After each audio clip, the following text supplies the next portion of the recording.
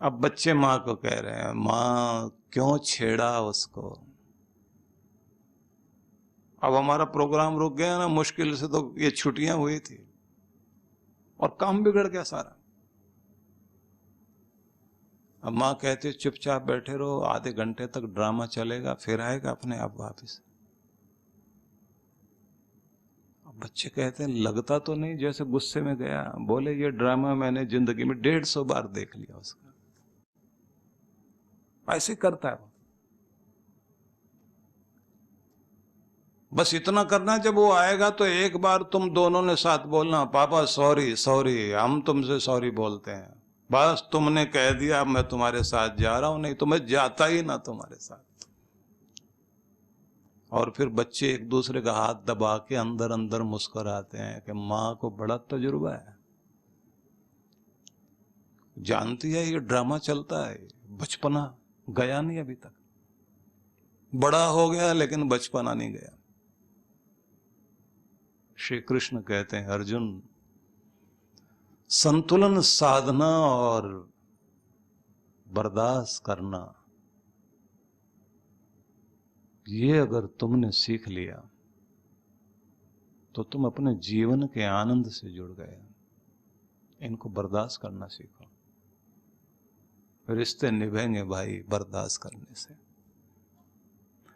जिंदगी चलेगी बर्दाश्त करने से। एक दूसरे को निभाना है तो बर्दाश्त करना सीखो और अपने मूड पर कंट्रोल करना सीखो। थोड़ा सा गुस्सा न जाने कितने रिश्तों को खा जाता है। मूर्खता भरी जिद क्या करा बैठती है। स्वयं को संभालना सीखो। यहां बर्दाश्त करने का मतलब संभालना, खुद को नियंत्रित कर लेना, खुद को संतुलन में ले आना, यह बहुत आवश्यक है। टॉमस कूपर, ब्रिटेन का इंग्लिश डिक्शनरी को तैयार करने वाला, जो पहली डिक्शनरी बनी थी, उसका महान प्रणेता टॉमस कूपर। जीवन की घटना कितनी विचित्र। 8 साल लगाए, मेहनत करी अपनी डिक्शनरी तैयार करने में। और ये ऐसी चीज नहीं है कि कोई दिमाग में भरा हुआ हो, आदमी एकदम फटाफट लिख ले। बड़ी मेहनत, बड़ा रिसर्च का काम। पति पत्नी में झगड़ा हो गया। अब किसी किसी का गुस्सा नाक पे बैठा रहता, बर्दाश्त होती नहीं। छेड़ा के आदमी आग बबूला। कुछ तो होते अत्यंत ज्वलनशील पदार्थ। जो अत्यंत ज्वलनशील पदार्थ होते हैं ना, तो एक तो होते हैं पेट्रोल और एक होता है जो आपके कुकिंग गैस होती है ना, उसके पास बस दूर से आप चिंगारी दिखाइए और वो आग पकड़ती है। कुछ ईंधन तो होते हैं ना जिनको जाके सुलगाना पड़ता है, जहां मेहनत करनी पड़ती है, किसी कोई के पास में किसी मंथरा को जाना पड़ता है, किसी शकुनी को जाकर के आग लगाने का प्रयास करना पड़ता है।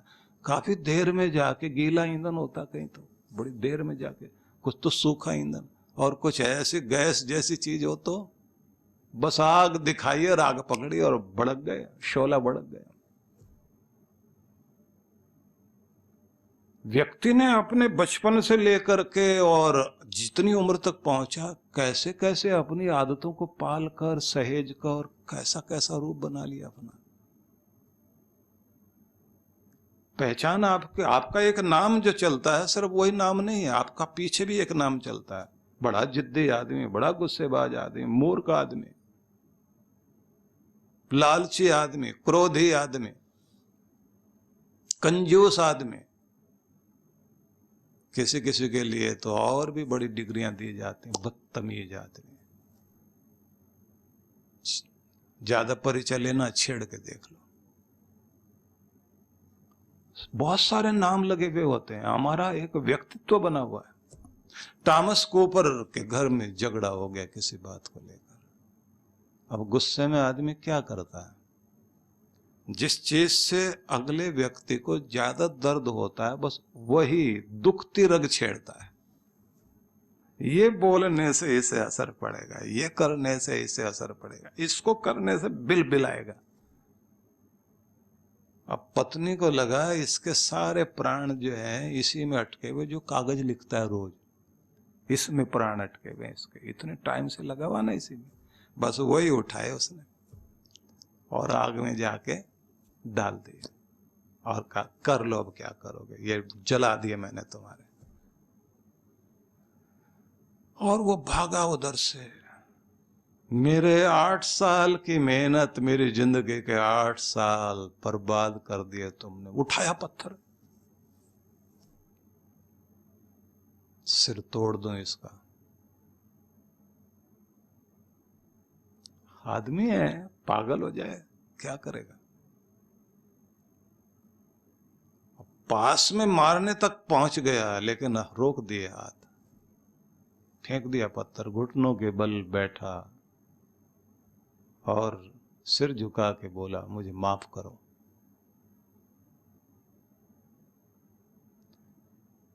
अब ये जो बोला मुझे माफ करो, पत्नी हक्की बक्की, ये क्या बोल रहा है। उसने कहा मेरी जिंदगी के 8 साल चले गए, नहीं लौटेंगे, ये तो मैंने खो दिया, लेकिन मेरा रिश्ता ना खो जाए वो मेरे लिए और भी ज्यादा कीमती है, इसलिए मैं ही माफी मांग लेता हूं। मेरा घर ना खराब हो जाए। बचेगा ही क्या मेरे पास, तुम ही नहीं रहे, रिश्ता ही टूट गया, मेरा घर ही खराब हो गया, बचेगा क्या मेरे पास।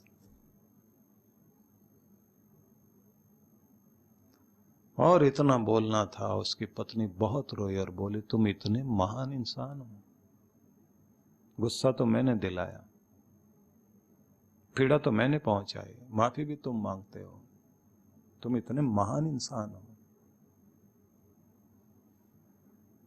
तुमने माफी मांग के ये क्या किया। बोले मैंने अपना घर बचा लिया। तो भाई बचाओ अपनी जिंदगी, यह आदेश है श्री कृष्ण का। हर समय मूंछ का सवाल मत बनाओ, हर समय नाक का सवाल मत बनाओ। बहुत गुस्सा आ रहा हो, थोड़ा चुप हो जाओ, शांत हो जाओ, भले 1 दिन लगे, 2 दिन लगे, 3 दिन लगे, उसके बाद बात कर लेना।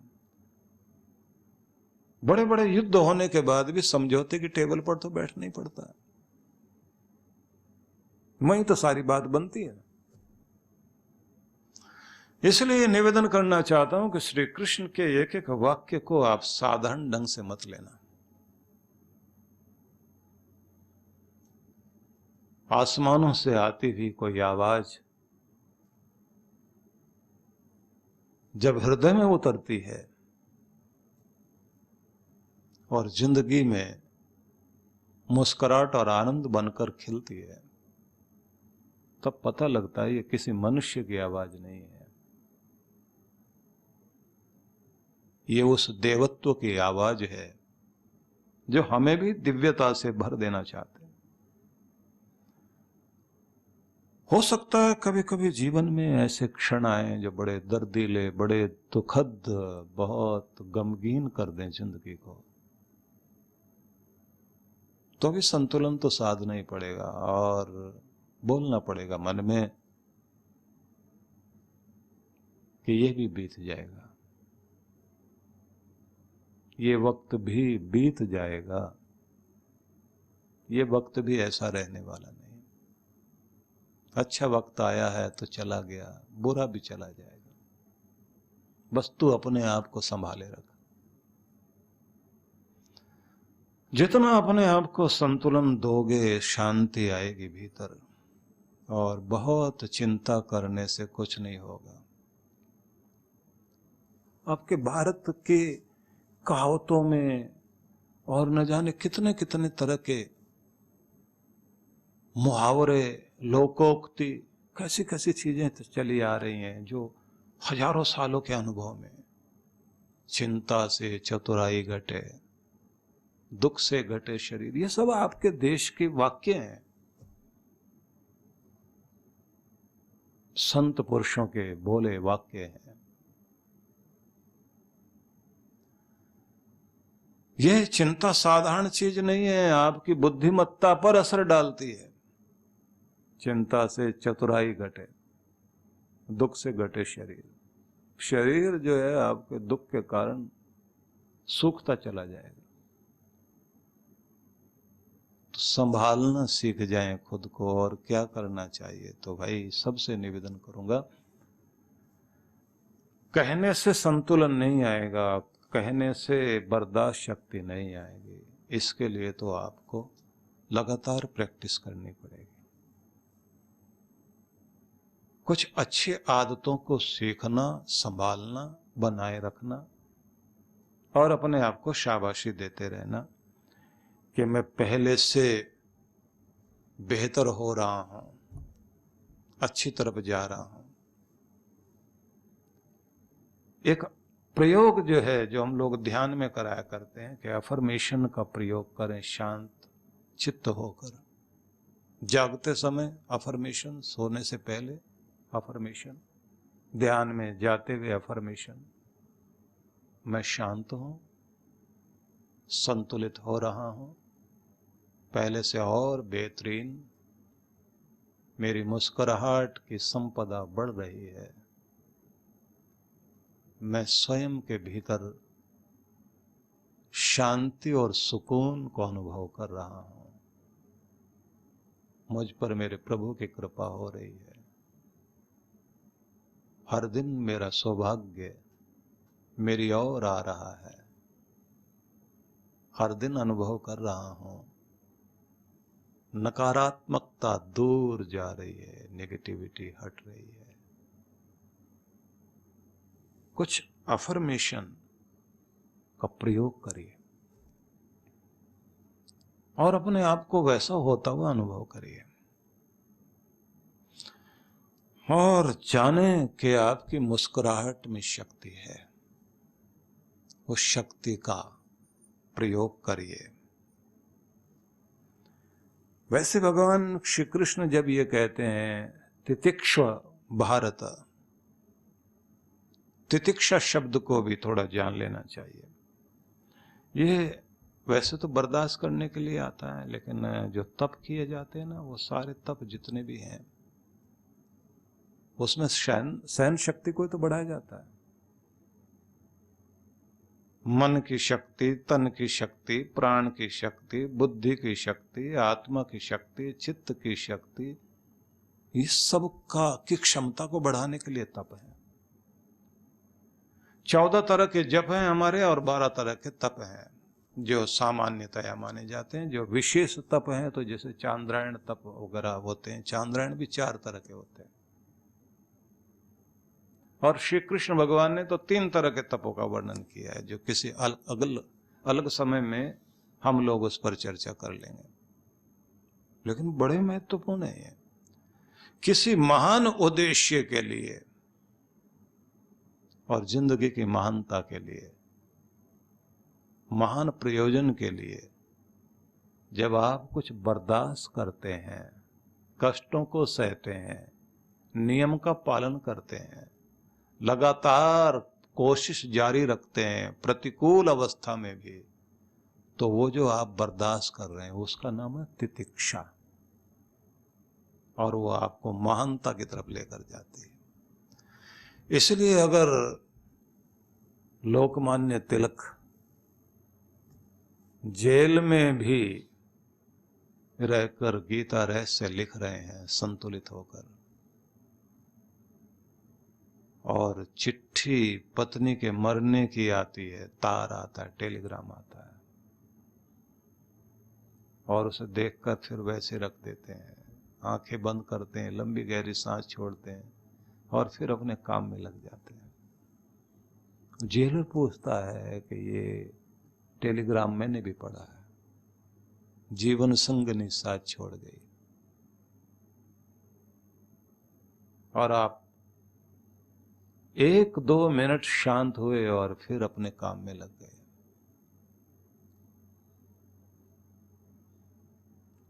विचलित नहीं हुए, बोले राष्ट्र यज्ञ में एक आहुति और गई है मेरे घर से।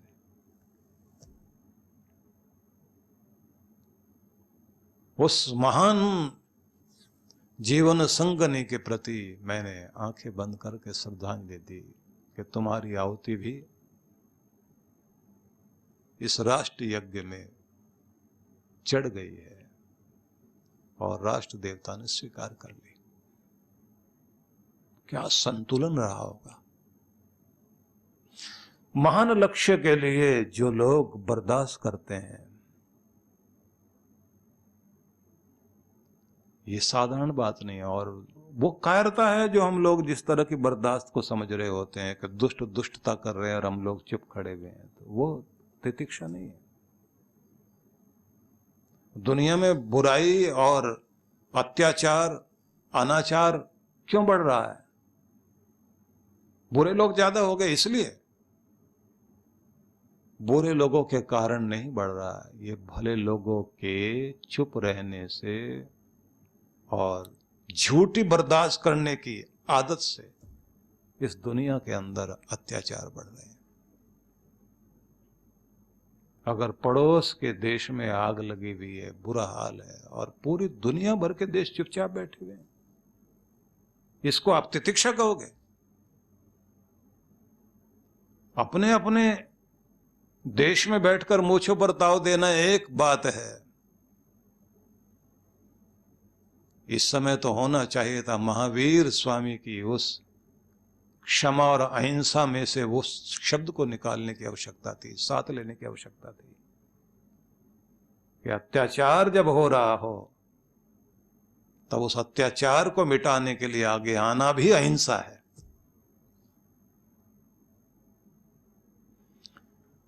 इसलिए निवेदन करना चाहता हूं कि श्री कृष्ण के आदेश साधारण नहीं है। आपकी सहन शक्ति में शक्ति है, मुस्कुराहट में शक्ति है, शांति में शक्ति है। तो इस पर चर्चा करेंगे।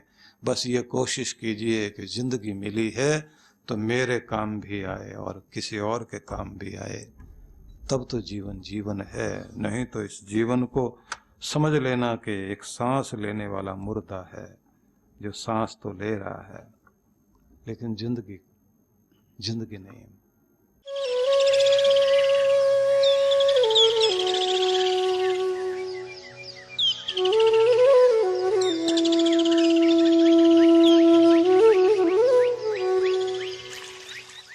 सद्गुरु श्री सुधांशु जी महाराज द्वारा मानव सेवा को समर्पित संस्था विश्व जागृति मिशन वर्ष 1991 से धर्म, समाज एवं मानवता की सेवा में संलग्न है। यह संस्था 90 मंडलों, सेवा केंद्रों के माध्यम से न केवल भारत अपितु देश के बाहर अनेक देशों में सेवा के कार्य कर रही है।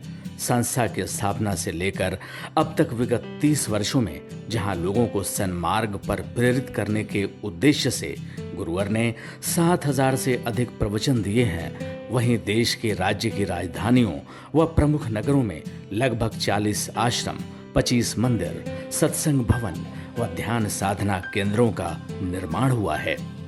दिल्ली में करुणा सिंधु धर्मार्थ अस्पताल एवं फरीदाबाद के आरोग्य धाम अस्पताल में लाखों जरूरतमंद रोगियों का उपचार व ऑपरेशन किया गया है। अनाथ गरीब बच्चों के लिए सूरत में अनाथाश्रम, दिल्ली एवं कानपुर में गुरुकुल, फरीदाबाद में ज्ञानदीप विद्यालय, मुरादाबाद में सृजन प्राइमरी स्कूल, झारखंड के रुक्का खूंटी गांव में आदिवासी बच्चों के लिए 2 पब्लिक स्कूल समेत दिल्ली में उपदेशक महाविद्यालय भी बनाया गया है। इन शैक्षणिक संस्थाओं में लगभग 2500 बच्चों को शिक्षित व संस्कारित किया जाता है। दिल्ली के आनंद धाम आश्रम में जहां वृद्धाश्रम एवं वानप्रस्थ संचालित हैं, वहीं आश्रम की कामधेनु गौशाला में 125 गौओं की सेवा की जाती है। कामधेनु गौशाला की तरह ही देश के प्रमुख नगरों में 7 अन्य गौशालाएं भी संचालित हैं। साथ ही पूजा पाठ, यज्ञ अनुष्ठान से लोगों में धार्मिक भावना जागृत की जाती है।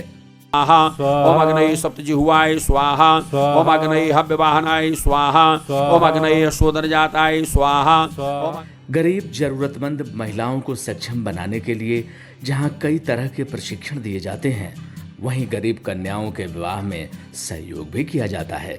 प्राकृतिक आपदा जैसे कि बाढ़, भूकंप, तूफान आदि में जहां मिशन द्वारा प्रधानमंत्री राहत कोष में सहयोग किया जाता है, वहीं जैसे वर्तमान में चल रही महामारी कोरोना संकट काल में जरूरतमंदों को भोजन, राशन किट व सांसों के संकट से जूझ रहे जरूरतमंद मरीजों को देश विदेश से मंगाकर ऑक्सीजन कंसंट्रेटर बांटे गए।